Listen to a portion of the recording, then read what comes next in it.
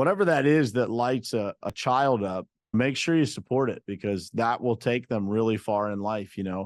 That shallow obsession with sneakers as a kid, that's something that just a kid sees and wants, but it can actually teach them the value of hard work in the long run if you formulate the solution correctly.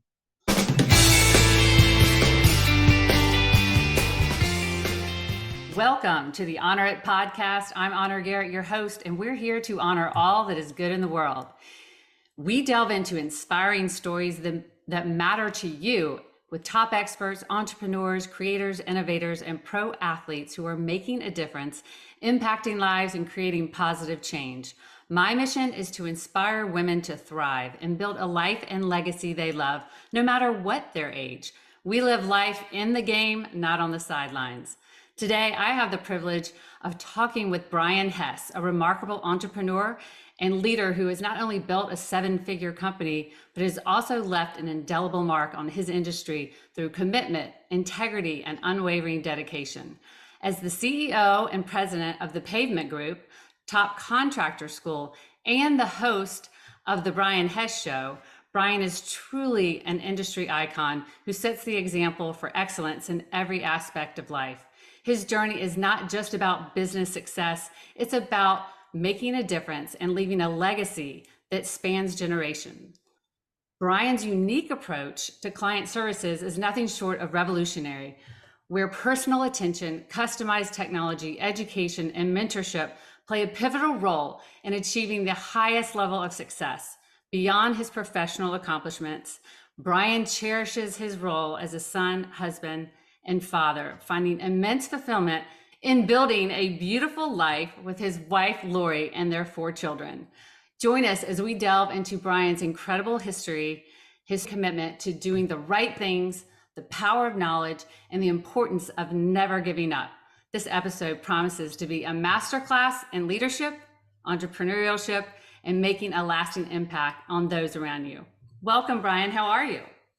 Man, I need you to copy and paste that for me so I can show that to my kids and wife. And that was impressive. Thank you so much. Humbling. Thank you. And it's great to be here with you. Well, I really appreciate it. I remember meeting you a few years ago at the Grow for God conference with Tamara Andrus, and they introduced me to you and Michael Huey, and they were such big fans of yours. So I was excited to meet you, and you spoke and had a great message.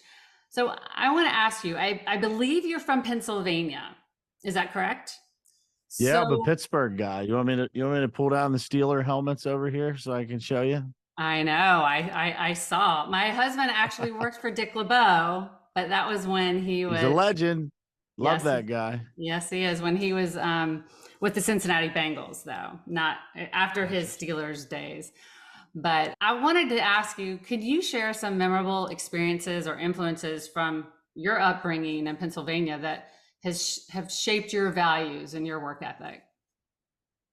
Yeah, I'm the son of a steel worker, and my mom stayed at home and raised my brother and I. And so, from a very small town in Western PA called Uniontown, Pennsylvania, very close to the West Virginia border. So really blue collar roots through and through. And I was privileged to never have to look very far for where I would find work ethic. My dad, extremely hard worker, and my mom constantly taking care of us. So 2 just great examples of what hard work and dedication to family looks like. And my grandparents, same thing. My grandfather on my dad's side was a coal miner. My grandfather on my mom's side was a Greyhound bus driver. So always just putting in the work. And when you see that at a young age, you don't know anything other than that, right? Like you just see hard work everywhere. And so that's kind of what you duplicate. And so for me, growing up, playing sports, working, I had a newspaper route at 11 years old. And I think about that now. My father was taking me to deliver newspapers at 4:00 in the morning before he went to the steel mill every day so that I could learn the value of hard work. And I wanted sneakers when I was a kid. That was my obsession. And my dad was like, I'm not going to buy them for you. And my older brother had a paper route, and he was 5 years older than me. And I said, well, if he can have one, why can't I have one? And So, now I know what a sacrifice that was for my dad to wake up that early to take me in the snow, in the rain, when I was 11 years old to, to even be able to get to the neighborhoods that I delivered the newspapers in. And did that my whole high school career, from middle school up into high school. My daughter's 11 now. And so I think, Wow. man, what a sacrifice my parents made to be able to teach me those lessons of hard work. And learning that so young, again, I just never knew anything else. And so for me, ringing that bell of being a good example of what hard work looks like was natural. I had the best example ever in my mom and dad, and everybody in my family for that matter. It was just, that's kind of the identity of what I believed our last name meant. It was like, you show up and you do the work and you work really hard. And if you work really hard, you're probably going to leave your kids a little bit better than what you had it. And that's what happened from my grandfather to my dad, and from my dad to us, and then from me to our kids. That's kind of the goal, right? Is to just leave them a little bit better than what you had it. And if you do that, you've probably lived a pretty successful life. And so that's what I remember, is always being surrounded by it. And so for me, as I grew up and got into business as an adult, it was just what I thought was normal. There was nothing other than that I ever thought of, was giving 110% in everything that you do. And one thing that's really great is that having parents say no, and you having the fortitude to have the resourcefulness to go, well, then how can I get it? Instead of just saying, okay, I can't have it, that you were going to figure out a way, right? Yeah, I was pretty committed to making sure that I had the best sneakers. But it's interesting. That's an analogy for plenty of other things that people want in life. Some people love cars. Some people love shoes. Some people love giving back. Some people love all of the above, right? And so whatever it is, it's a lesson for those listening and watching. Like, whatever that is that lights a child up, make sure you support it, because that will take them really far in life. That shallow obsession with sneakers as a kid, that's something that just a kid sees and wants, but it can actually teach them the value of hard work in the long run if you formulate the solution correctly. Exactly. Well, your entrepreneurship started as a paper boy, and then now you have this huge company. What was that journey? Were there other things that you did? Why the pavement business? Yeah. So interesting enough, I started as a paper carrier, always had that entrepreneurial spirit. If you ask my parents, they would tell you stories of me, creating businesses in my head and in the back of the car when I was 5 or 6 years old. But when I got into being an adult, I took the traditional path of getting a job and working for corporations and things like that, always having like little entrepreneurial projects on the side. And so as I got older and I'd moved up the corporate ladder quite a bit, and I relocated from Pittsburgh down to South Florida with the corporate company that I was working for. And I walked into my first meeting in South Florida with a construction company that the guy was born and raised in Pittsburgh, Pennsylvania. And so we made that connection. So that's how I ended up in construction. And I was 38 years old before I ended up taking the full leap in entrepreneurship. So I ended up working for that guy's company. He hired me away from my really successful corporate job that I thought, like, where I came from, that was the best I knew of anybody that I knew from a financial standpoint, and just the profile of that job. I got to go to all the professional sports events and host customers and do all kinds of cool stuff, running sales teams in a corporation like that. And so by the time I was 38, I had 3 kids and my wife stayed at home and still does. And I thought the company that I was working for was being purchased. And I thought to myself, it's now or never, right? The old Steve Harvey video where Steve says, like, at some point in life, you have to jump. Mm-hmm. And so for me, that's what it looked like. It was like, I'm either going to jump and I'm going to take this chance, or I'm going to think for the rest of my life about those dreams I had as a little boy of being an entrepreneur and a business owner and creating a culture and a company that's one that people can't wait to come to work at every day. So it was either jump or stay on the path and potentially look back way later on in life and think like, man, I really wish I would have done that. And, had the conversation with my wife, and I said, this is a huge risk for our family, right? But I really believe I can do it. I believe that we can create something that people love to come to. I know that we can solve problems for clients in a different way. I've always been a technology person, and that was really missing in our industry. And my wife gets all the credit. She said, I don't care if I live under a bridge with you, as long as we have our babies and we have each other, go do it. And I believe in you, and I'll be here every step of the way. And so, why Pavement? I'll answer it this way. I came into this industry knowing nothing about it. Like, I couldn't have told you the difference between asphalt and concrete, right? I knew there was a difference, but I couldn't have explained to you technically what it was. But I grew up around construction. That was who I knew, and what I knew was like that blue collar, hardworking people that were always around my family. My uncle owned a construction business, so I was familiar with it from that standpoint. But when I got into the industry, these were my people. Like, I felt at home here. And I also saw such an opportunity in being able to help clients in a different way, because the construction industry isn't a very innovative place. And so I thought, man, this is such an opportunity to be able to go innovate an industry that needs it so bad. And I became addicted to that, addicted to finding different ways to ultimately get our clients. We manage parking lot portfolios for some of the largest brands in the country.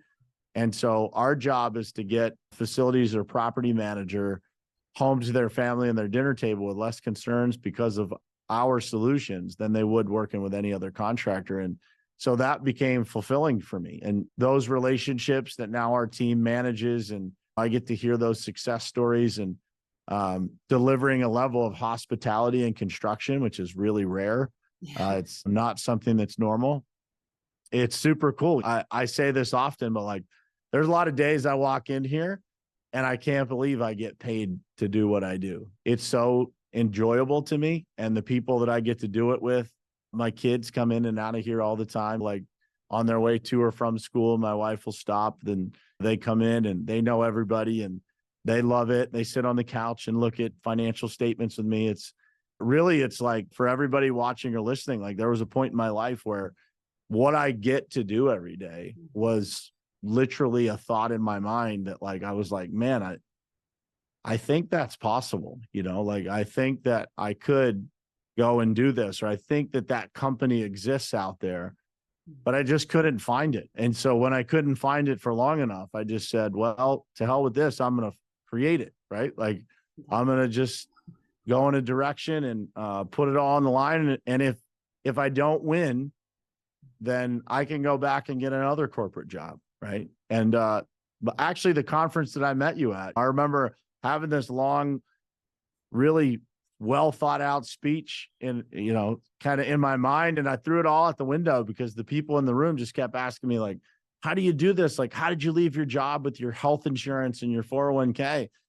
And I said to them, and I'll say it again here, if your dream isn't bigger than health insurance or a 401k, man, then you better reevaluate what you're dreaming. Because to me, I wasn't going to let a 401k or figuring out a way to get health insurance stop me from doing what it was that I wanted to do.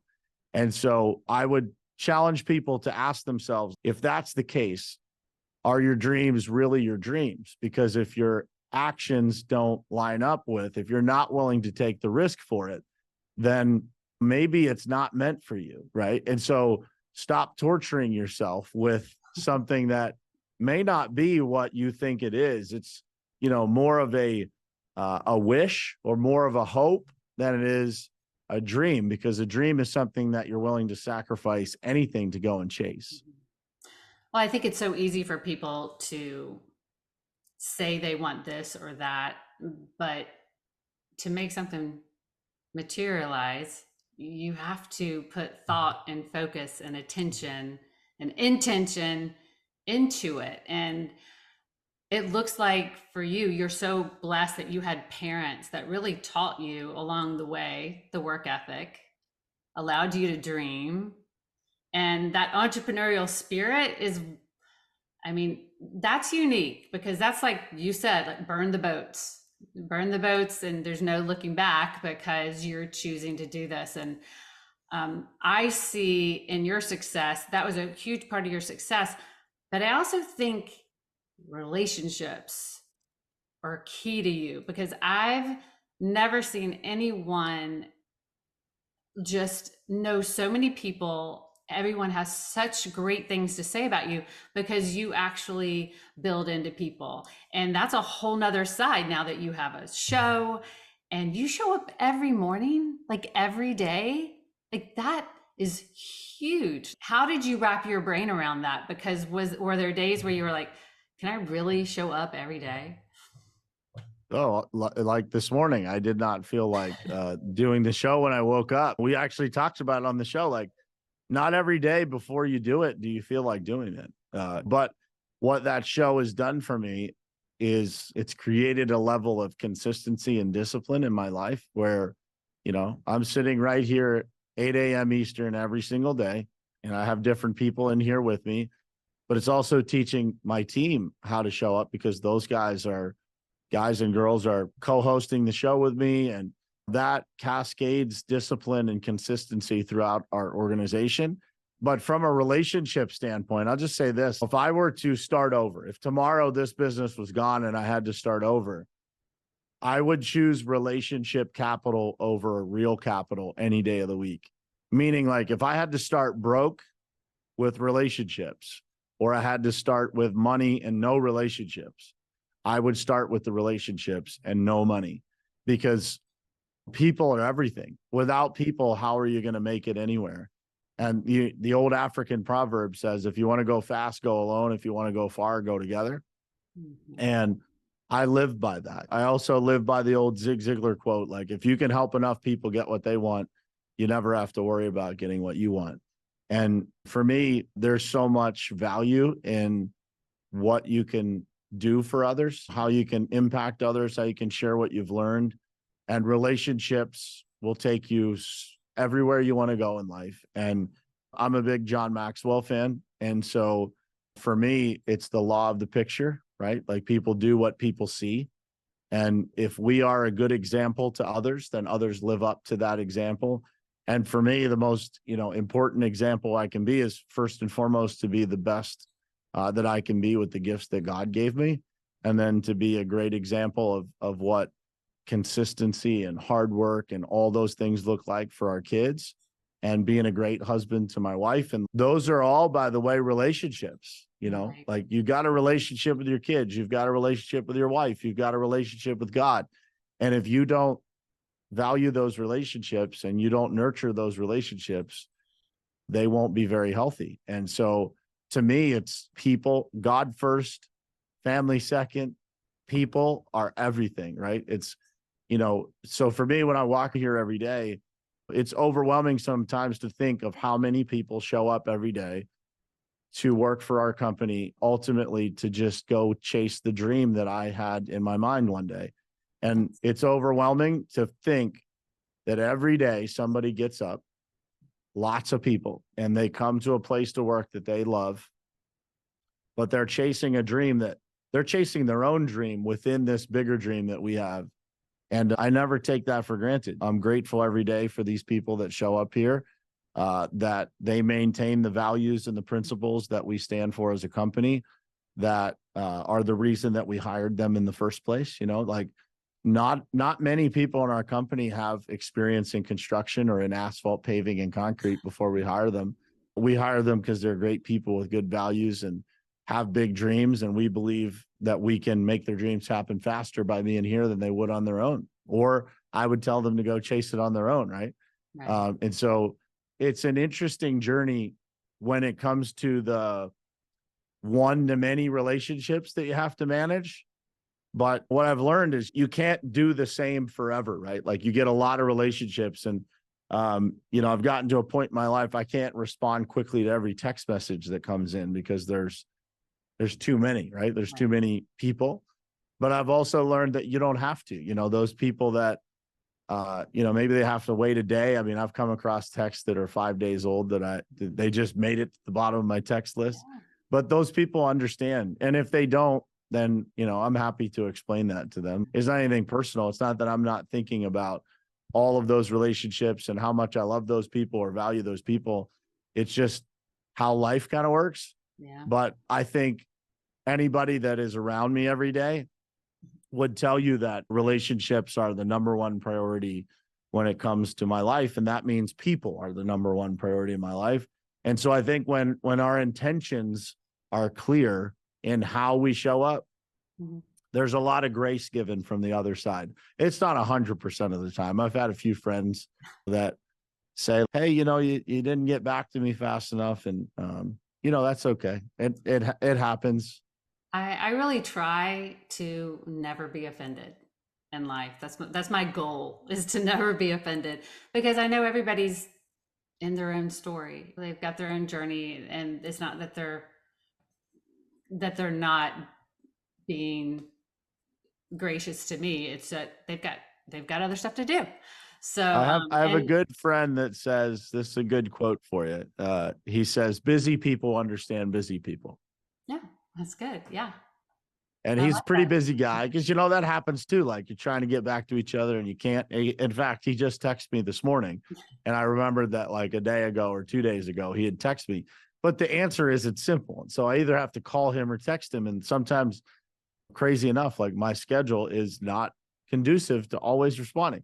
And then, when I get home, I want to be with my kids and I want to be with my wife. And so I'm not going to, sit on the couch and return every text message to, not that it's not important, but it's not urgent matter of something that came through. Like I've had to learn that selfishness is actually can serve you really well at times, because you have to build boundaries around your busy life, or else you lose so much of the value in every relationship that you have, both friendships and with your family, with yourself. In fact, like, you can lose so much of yourself in trying to serve others. And for those of us who love and enjoy serving other people, if you don't have standards and boundaries to that, you can really lose yourself. And you see a lot of people do that, right? They end up becoming a little negative in the fact of serving others. And I never want to be that. I want to try to be able to build this to a point where, number one, I can be a good example to other people and hopefully in some way duplicate that. John Maxwell is a big inspiration to me. And certainly I try to show up in a similar way as John. Ed Milet is another, inspiration to me. And both of those guys I've been blessed enough to get to know. And so for me, I'm hoping that someday I can be in that same capacity to other people, where they say, like, I want to go and help people and serve people. And if we do that, I believe firmly that we can make the world a much better place. Just one relationship, one conversation, one person at a time. Well, absolutely. I love John Maxwell. And the first book I read of his, I still remember the story of how someone was really building into another person, and they never felt like that other person heard them. And then years later, he came back and told him how he saved his life, and that you really don't know the impact you're actually having on someone. And then Ed Milet just read his book, The Power of One More. And I love the conversation that you guys had just about faith and energy and showing up, and how you show up is how you attract other people to you. One of my favorite quotes, be the change you wish to see in the world, right? So be that. And it's really important to have those role models, mentors in your life. And I respect my husband very much, like you, that he always said, I'll never spend 1 minute at work longer than I need to. I'm going to stay until I complete everything I need to do, but I will never not get home as quickly as I can to be with the family. And he never even took up golf, because in football, if he played golf and football, we definitely would never see him. So I know that faith is really important to me, and I believe it's important to you too. Has that been throughout your entire life from when you were a kid, or was your faith something you found later in life? So faith was always around my life when I was a kid. I wasn't raised in a family that went to church all the time. I was baptized as a child, all the, checking the boxes type stuff. Yeah. But I really found my faith in my 30s. I remember talking to a lot of people who were mentors along the way and them kind of telling me, like, if you want to do these things in your life that you are talking about doing, that should be a real focus in your life. Like, you should put a real focus on figuring out your faith. And I remember one day looking up in my life and looking around, and all these strong Christian men were surrounding me, like, that went to church and were a great example of how they dealt with problems in business. And they didn't have the same leadership style that I was used to working for over my corporate career. And so that was interesting to me. And then when we moved back, so my Lori and I moved back with our kids from Florida back here home to Pittsburgh. And so we lived in a home that I literally had to drive past the church every day. Like every day that I was leaving my house, there was this big church up on the hill. And I always thought to myself, like, I wonder what Victory Family Church is. What is it like in there?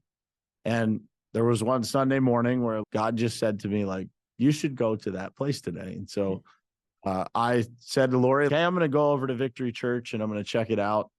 And I've been there every day ever since. I walked in and sat down in the seat, and Pastor John was talking about something. And I remember thinking, like, how does this guy know exactly what I'm going through right now? Like, it was like this service was like pointed directly at me. And so over the years, like, I have lunch with Pastor John once a month now. And I walked up to him after that service, interesting story. And I said, we're gonna do big things together someday. And I don't know what that's gonna be, but I just have this feeling that, like, you and I are gonna get along really well and we're gonna do big things. And so last year, Pastor John invited us to his small group, and now I have lunch with him, and he's introduced me to other people that are in the same similar scenario from a business standpoint that Lori and I are in.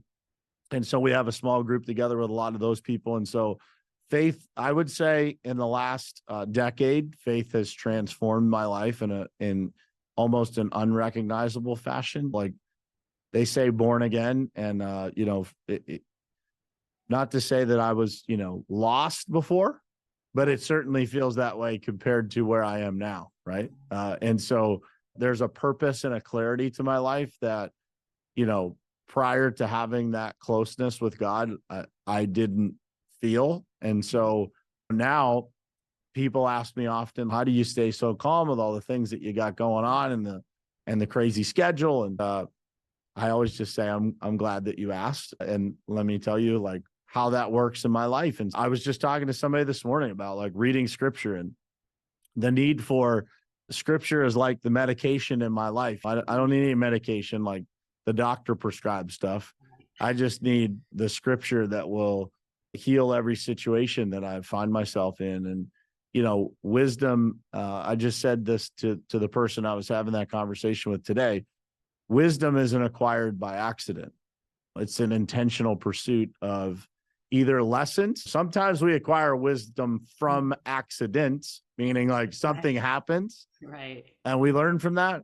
But even that is a choice to see the gift and see the learning lesson in those scenarios. And so for me, just like anybody else that's on a walk of faith, you feel close to God some days, and some days, you feel yourself drifting away. But the power of faith is recognizing that and getting yourself back to where you need to be, like finding that center again.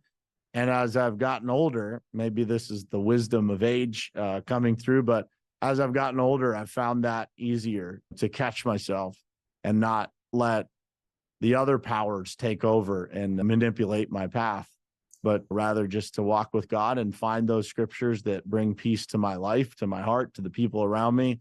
And so, yeah, I would say faith was always part of my journey, but without a doubt, in the last decade, my life is unrecognizable because I found Jesus and I found a path that is just where I feel like I should have always been. Yeah, I don't know how people do it without faith. I mean, Likewise. Jeremiah 29:11, for I know the plans I have for you, plans to prosper you, that is one of my favorite, because so often people are in this victim mode of everything's happening to them and I want to say, no, it's all happening for you.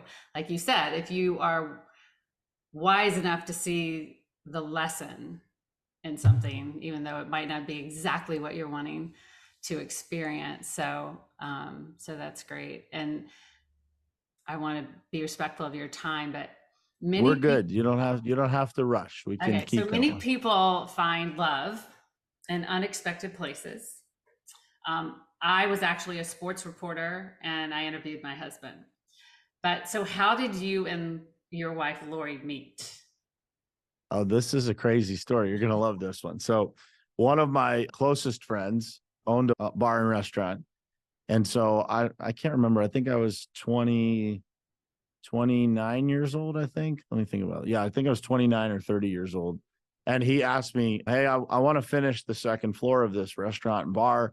And I'd love for you to, invest in the bar. And I was like, man, I don't know anything about the restaurant business. And, first of all, I don't want to invest money into something I don't know about. And second of all, I don't want to lose a friend in the process. Right. And so I don't think I want to do that. And he said, well, why don't you come and, just hang out Friday nights and like see what it's like. And maybe you can grasp some knowledge of that in the process. And I was like, I kind of always wanted to be a bartender. Now I had a corporate job at this time, like, doing very well, but I'm like, I've always kind of thought it would be cool to be a bartender. Now you can see why like finding God was a good thing in my life, right? Like, I'm like, this just sounds like such a great idea. Right. And so I said to him, like, how about if I bartend on Friday nights? Like that would be fun. I know a lot of people. The place will be busy, like I'll bring a lot of people there. And so I get there on the very first day that I was working, and Lori was working there during the day. Mm. And so I walked in and I introduced myself to her, and she was not very kind to me at all, because it turns out that the people that worked there that really needed to earn a living there, I was taking their shift. I didn't know, right? I didn't know that. But they're like, who's this Hess guy on the schedule, right? And so she was not very nice to me. And then thankfully we were at a barbecue like a month later, maybe a month and a half later, and she wasn't working there anymore. And so, I had the courage to say, why are you so mean to me? Right. Yeah. And she said, I wasn't trying to be mean to you. You took my tips. And I said, well, great. That must mean that we can go on a date then. Right. And so, so we went on our first date in July of 2010, and we've been together ever since. And so 4 going on 5 kids later, all started in my buddy's restaurant and bar with me trying to pretend that I was Tom Cruise in Cocktail or something like that. Did you ever invest? No, I never did. No, never owned a restaurant bar, but I did have a lot of fun bartending. I must say that I'm a people person. And so talking to people, I don't think I was a very good bartender, but I did have a lot of fun doing it. That's great. That's great. Well, maybe that's where you learn to lend an ear. Yeah, well, I don't know. Definitely hear a lot of stories from the people on the other side, and most of them are not positive stories. Well, I talk about legacy a lot, and that's what I try to help women do, because I think sometimes when you stay home with your kids, I would never change that for a million years. Loved raising my children. But then they all go away and they're all on their own, and you're wondering what's next. And so many people think there's nothing left. And I think it's just the beginning of something brand new. So as far as legacy, because I think it's something that really resonates with successful individuals, how important is it for you to leave a lasting legacy for the people you know, your family? What will that look like? Yeah, I think it's everything. I think if you're not clear on legacy, like, I'm not sure that you could ever reach your potential, because when you really think about it, and for me, the last 5.5 years of owning and growing this company, that view of maybe what is possible for a legacy has changed and evolved. But I think if we don't start with the end in mind, if we don't start, frankly, I probably wouldn't have started this business if I didn't think about my legacy. Because I thought like, and not that there's anything wrong with working for other people. I just didn't feel like that was my path. When people look back at my life, like that's not what I wanted my children to see. I wanted to do something that was more in line with what I had inside of me, the spirit of who I believed I was. And so I think it's everything. And I think when you keep legacy in the forefront of your mind of like, what am I actually trying to do? And so one of the things that I always say is I want to be known as the person that's the steady hand for other people in a storm. And I want to be a person that's known for valuing people and helping people and being a mentor and helping so many people in the construction industry be able to scale their businesses and learn the things that maybe they didn't have access to before. And if we could be that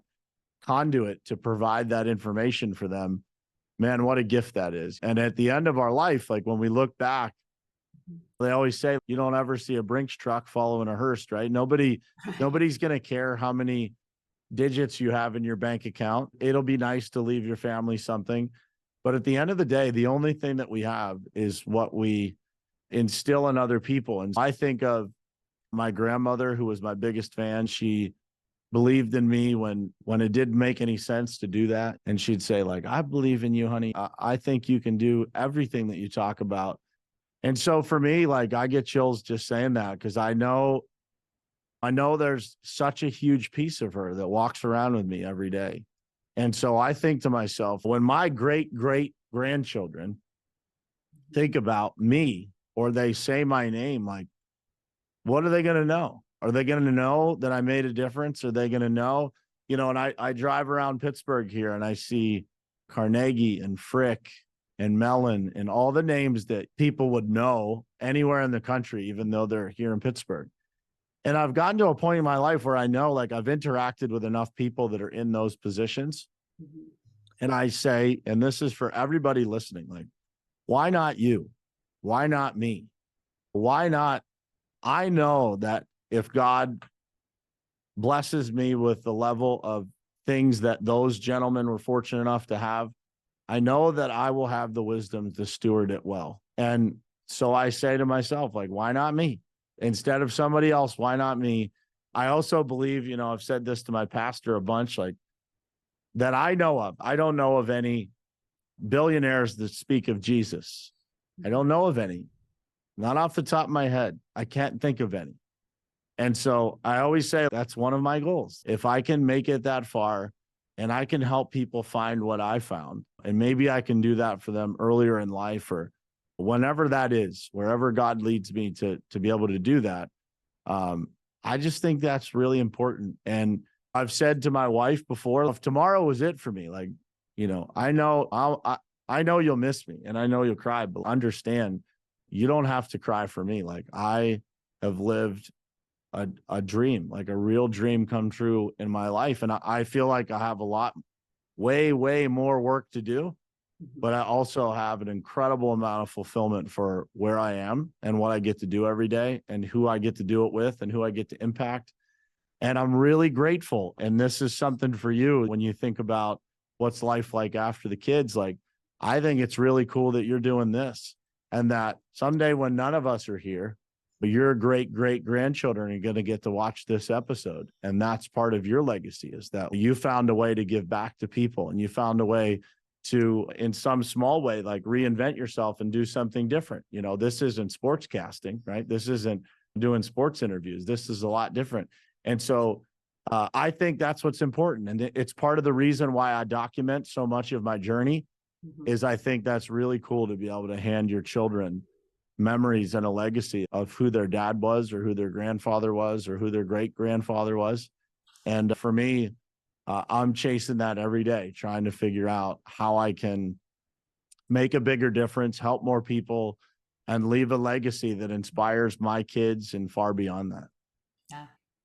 If I could help people understand that your legacy really is your gift to the world and to the people that you love to carry on for hopefully infinity to other generations. And speaking of children, because you have 4, and the 5th one on the way, do you see any of the qualities of you or your wife and your kids? Because all of my kids are completely different and they're amazing, but they're different. Is it fun seeing the different aspects of them as they're growing up?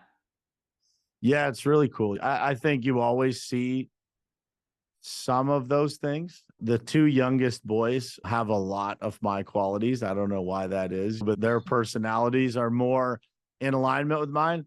Mhm. But all of our kids have those things that you can pick out that they got from their mom or they got from their dad.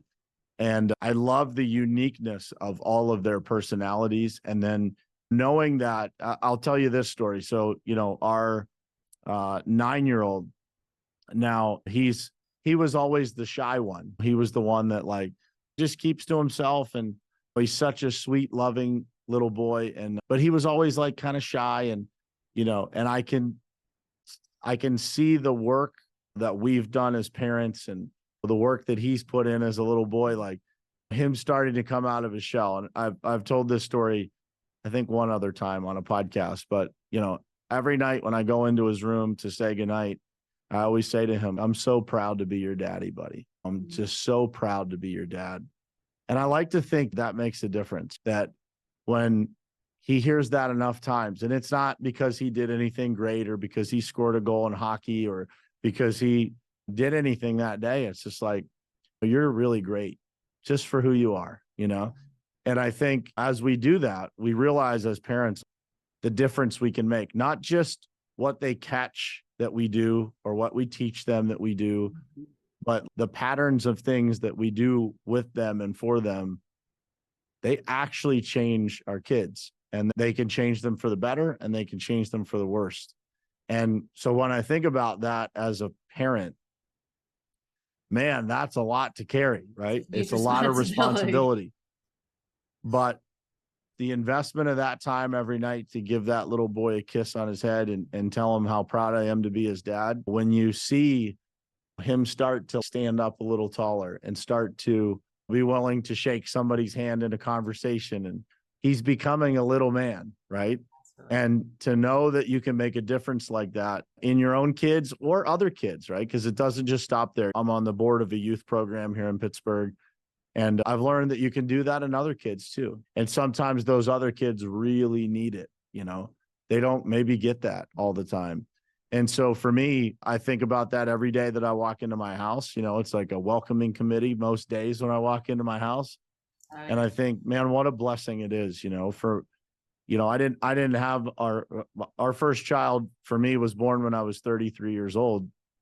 And a handful of years there before I was 33 years old, I wasn't sure if I would have kids. Like I was at that point where I had been divorced and I didn't have a relationship. And I was like, man, I always wanted kids and I wasn't sure if that would happen. And so every day I walk in there and I think, thank you, God, for giving me these gifts in my life. And they are not always easy gifts, like anybody who's a parent will tell you that.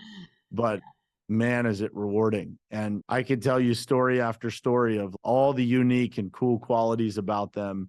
But yeah, they all have different unique things about them. Like my daughter will sell you anything. And she is like a serial entrepreneur Oh, at that's 11 years old.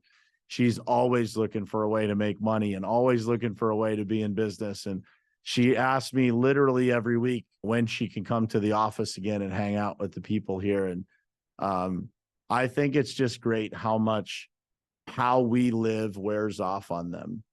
And absolutely 100%, because my daughter is majoring in entrepreneurship. And she said, I have to interview a bunch of entrepreneurs for my class in college. Do you know anybody? And do you know what? I realized that I didn't know a lot.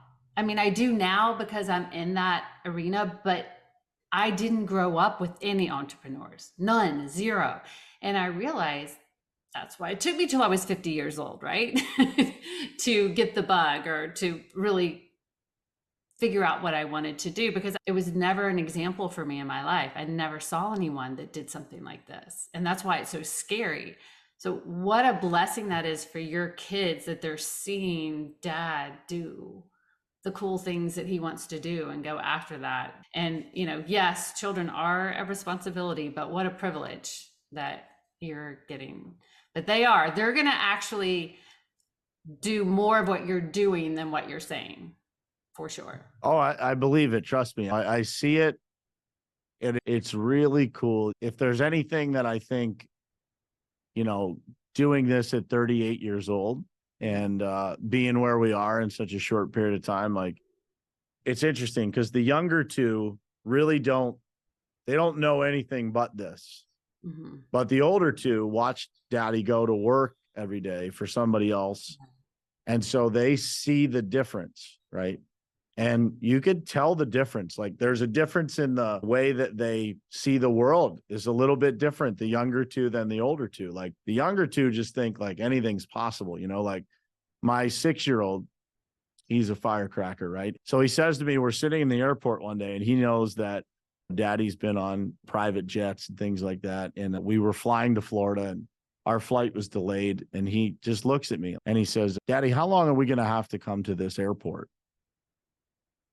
And I said, what do you mean, buddy? And he goes, well, how long before we can just walk and get on the plane like you do sometimes? Like, he thinks we should just be flying on a private jet everywhere. And then, this happened just a couple of days ago. So we have the Pavement group has partnerships with the Steelers and Penguins. So we go to a lot of sporting events. And so he's the biggest sports fan in the family, the 6-year-old. And so I said, Quincy, do you want to go to the Steelers game with Daddy on Sunday? And he says, where are we sitting, Daddy? And at first I was like, like, how old is he? He's 6. Yeah. I said, you little shit. Right. And then I thought to myself, that's all he knows. Yeah. For me, I could say like, man, he's not grateful to be able to go to a game, but like, it's an example of how kids view what's possible. And so absolutely. I view that as a gift. I explained to him that, hey man, you should really be grateful that you get to go to games. But I also think, how cool is it that he thinks anything is possible, that he can do whatever he wants in life, that he should fly on a private jet, which he has no concept of what it takes to do that. But if that's what he decides to do, that's what he's going to do because, we've shown him in some ways that you can go after anything you want, right? Like, if you can work hard enough and you can pursue it, you're going to be doing a lot of cool things in your life. And a lot of times people, especially people who are Christians, tend to feel like they need to have less so someone else can have more, which I don't agree with. I believe if you have the right heart and you have abundance, you're going to do the right thing with it. So I think it's so important to know that anything's possible. I want to thank you so much. You've been so awesome. And we could go and even get on a tangent in sports, but we're not going to do that right now because I'm going to be respectful. That's for another episode. Yeah, we'll go into it. Exactly. I'd love to end every episode with the same question. This is the Honor It podcast. So what or who are you choosing to honor today? Definitely my wife. When I think about the journey to get here and what sacrifice it takes, there's nobody that has sacrificed more or been more open to sacrifice than she has. And she's the rock of our family. She raises our 4 kids with no help. We have sitters so we could go do date night, but we don't have anybody that comes to the house on a regular basis. Not that there's anything wrong with that, but we've chosen not to do that. And so she drives them to school. If she's not driving them, I drive them to school, but she carries the load so much and does it with grace and so much patience, and for them and for me. Like, I need all the grace I can get. But yeah, without her, none of this is possible. And anybody here in the office would tell you that too. She just does it quietly, doesn't need a whole lot of gratitude or thanks. When we went on our first date, I asked her where she thought she would be in 5 years. And she said, I really just want to be a mom. Like, outside of that, everything else is a bonus. And so to be able to honor her by delivering on the promises that we made to each other and that we pursued when it comes to business and God and all the things that has become our life. That's the greatest joy of my life, is to be able to give back to her the life that she deserves and our kids deserve. Wow. Well, that's wonderful. What a perfect place and note to end this episode. Thank you, Brian. I really appreciate it. You're welcome. My pleasure. And until next time, remember, we are not promised tomorrow. So be present today. It's a gift, and take time to honor it all.